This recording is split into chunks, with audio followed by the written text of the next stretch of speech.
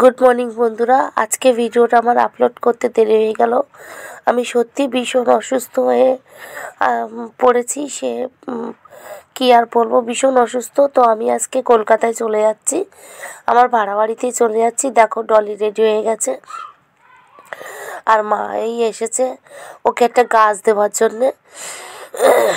আমার বড় মেয়ে ভীষণ অসুস্থ, ওরও সর্দি, বমি, পেটে ব্যথা, ওর সব মুখটুকগুলো কী অবস্থা হয়েছে, মনটা ভীষণ খারাপ করে রয়েছে। মেয়েটা আগে এসে পথের সামনে দাঁড়িয়ে আছে, আমি চলে আসছি তাই।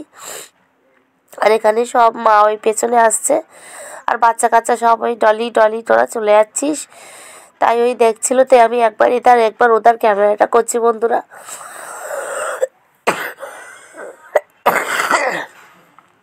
আমি ভীষণ অসুস্থ, ভিডিওটা আপলোডিং করতে আমার 7-8টা বেজে গেল। আমি 7টার মধ্যে আপলোড করি, কিন্তু সেটা পেরে উঠলাম না।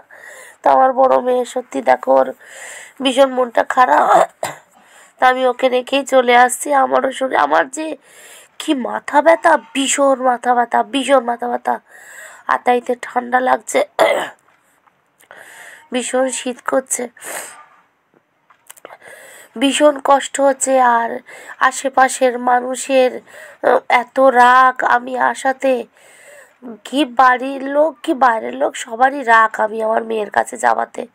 তো যাই হোক, আমি সারাদিন ব্লগ করতে পারিনি, আমি সারা পথ করিনি। হঠাৎ বাড়িতেও একটু ফোনটা অন করেছিলাম, আর এখানেও বন্ধুরা ট্রেনে বসে আছি, আমার মাথা যন্ত্রণা হচ্ছে পুরো, মাথাটা মনে হচ্ছে কেউ বাড়ি মারছে, আমার এত যন্ত্রণা হচ্ছে, মাথা ফেটে যাচ্ছে যন্ত্রণায় আমার, সে বলে বোঝাতে পারবো না।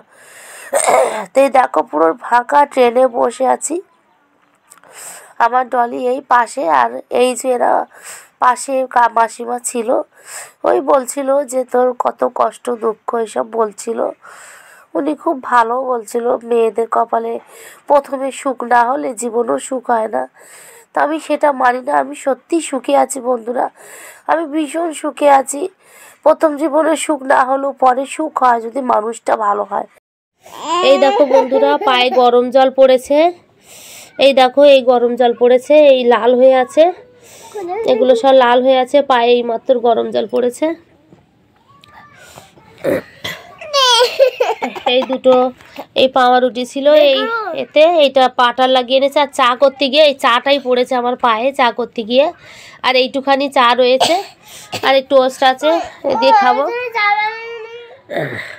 আজকের দিনটা ভীষণ খারাপ বন্ধুরা, ভীষণ খারাপ।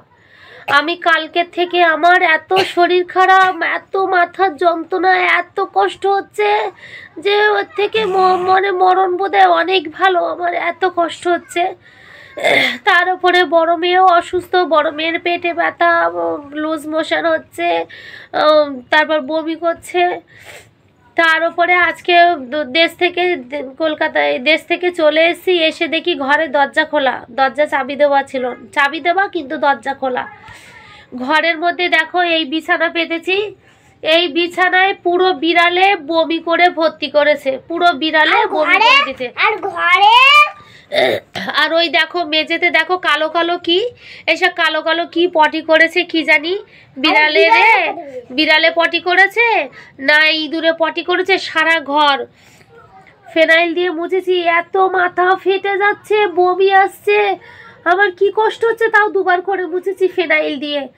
একটু চা করে ভেবেছিলাম দুটো টোস্ট আছে খাবো, সেই গরম চাটা এই পার উপরে পড়েই দেখো পা জ্বলে যাচ্ছে, এইখান থেকে পাটা পুরো, আরো মোজা পরা ছিল, মোজার ওপর দিয়ে চাটা পড়েছে, নাহলে পুরো পাটা একদম আজকে ঝলসে যেত আমার।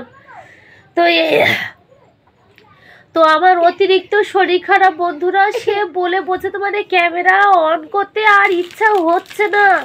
তার উপরে মানুষ এত পরিমাণে মানুষ আমার পেছনে শত্রুতা করছে বন্ধুরা, সে কল্পনার অতীত। মানুষ এত হিংস্র আর এত খারাপ, তা সে মানে বলে বোঝাতে পারবো না। নিজে পয়সা খরচা করে বড় মেয়েকে দেখতে চাই, কারুর কাছে ফাঁকি দিয়ে খাই না, কারুর ফাঁকি দিও না, যতটুকু পারি দিই। এবার হাতে টাকা ছিল না, তাই আমি 100 টাকা নিয়েছি, না হলে আমি আমি কারো কাছ থেকে নিয়ে আসি না, যা নিয়ে আসি তা আমি আবার ফেরত দিয়ে আসি, আমি ফাঁকি দিয়ে নিই না কারো কাছ থেকে। তো আজকে ওরা আমারে কি একটা মনে করেছে, কি যেন মনে করেছে, আমি শুধুমাত্র আমার বড় মেয়েটাকে দেখতে যাই, না হলে ওখানে যাবার আমার কোনো প্রয়োজন নেই, কোনো স্বার্থ নেই, আমার দেশে যাবার কোনো স্বার্থ নেই, কারো কাছ থেকে আমি কিছু নেব না, নিচ্ছি না, আমি দিয়ে যাচ্ছি, আমি সমানে দিয়ে যাচ্ছি, দু হাত ভরে দিয়ে যাচ্ছি। এই এই এই বাচ্চা কাচ্চা, এই বাচ্চাটার মানুষ করছি, পড়াশুনো খরচা ভাড়া বাড়িতে থেকে যতটুকু পাচ্ছি মেয়েটাকে দিচ্ছি, কারোর কাছ থেকে নেবার ধান্দায় আমি যাচ্ছি না। আর আমার মানে এমন একটা করছে যে কি না কি অপরাধ আমি করে ফেলেছি, কি না কি করে ফেলেছি। তো সে যাই হোক বন্ধুরা, আমার তাতে কিছু যায় আসে না, মানুষ কে কি ভাবলো কে কি বললো তাতে কিছু যায় আসে না। আমি গেলে আমার মেয়েটা শান্তি পায়, আমার মেয়েটা আনন্দ পায়, আমি তাতেই সন্তুষ্ট। আজকে যখন চলে আসছিলাম মেয়েটা আমার কি কষ্ট পাচ্ছিল, মনটা খারাপ করে বলছে, তুই আবার কবে আসবি, আবার কবে নিয়ে যাবি। আমার বুকটা ফেটে যাচ্ছিল বন্ধুরা, কিন্তু কি করব, আমি ওখানে থাকতে পারবো না, ওখানে আমার ভালো মানুষ কেউ নেই, আমার ভালো চাওয়ার কেউ নেই। 2-1 জন আছে, তারা সত্যি আমার ভালো চায়, কিন্তু আমার শত্রুর ভাগ বেশি। তো যাই হোক বন্ধুরা, আমি বাড়িতে চলে এসেছি। তোমরা তো দেখতেই পেলে আমার চাটা করতে গিয়ে সসপ্যানটা উল্টে গ্যাস থেকে আমার পায়ের ওপরে পড়ে গেছিলো। তো আমি সেই সন্ধেবেলা থেকে 9টা অবধি বসেছিলাম। ডলির পাপা 9টার সময় মাছ এনেছে, ডলির পাপাই ধুয়ে দিয়েছে, আমি শুধু দাঁড়িয়ে দাঁড়িয়ে মাছটা ভাজছি, তাই ডলির পাপা ভিডিও করছে।